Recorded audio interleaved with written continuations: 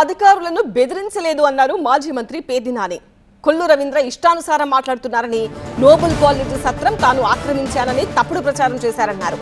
ఇప్పుడు అద్దె ఎవరు కడుతున్నారని ప్రశ్నించారు. మచిలీపట్నంలో ప్రభుత్వానికి తొత్తుగా మారిన అధికారులు జైలుకు వెళ్లక తప్పదని పేర్ని నాని హెచ్చరించారు. గుమ్మడికాయ దొంగ ఎవడంటే భుజాలు తడుముకున్నా అంటే ఎవడు. నేను కొల్లు రవీంద్ర పేరు మీ పేరు చెప్పాను, నువ్వు ఎత్తేసావని హౌసింగ్ అధికారులకు చెప్పా. ఆయన చెప్తాడు, అధికారులను బెదిరించడం కాదు, మాకు చెప్తే విచారణ చేయిస్తాను. ఏం విచారణ చేయిస్తావు? అలాగే అధికారులను బెదిరిస్తున్నారంటారు. స్టీలు మీరు ప్రభుత్వం తీసుకున్న నిర్ణయం, జీవో ఉందా? ప్రభుత్వం తీసుకున్న నిర్ణయం అయితే జీవో ఇష్యూ చేశారా?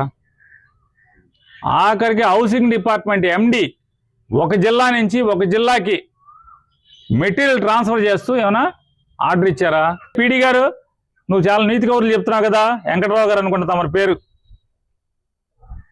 ముందు రోజు మధ్యాహ్నం వెళ్ళిపోయినటువంటి లారీ, లోడుతో వెళ్ళిపోయినటువంటి స్టీల్ లారీ వెళ్ళిపోయింది. మళ్ళీ మర్నాడు మధ్యాహ్నానికి మాచవరం కోతి బొమ్మ దగ్గర మసీద్ దగ్గరికి ఎందుకు వచ్చింది?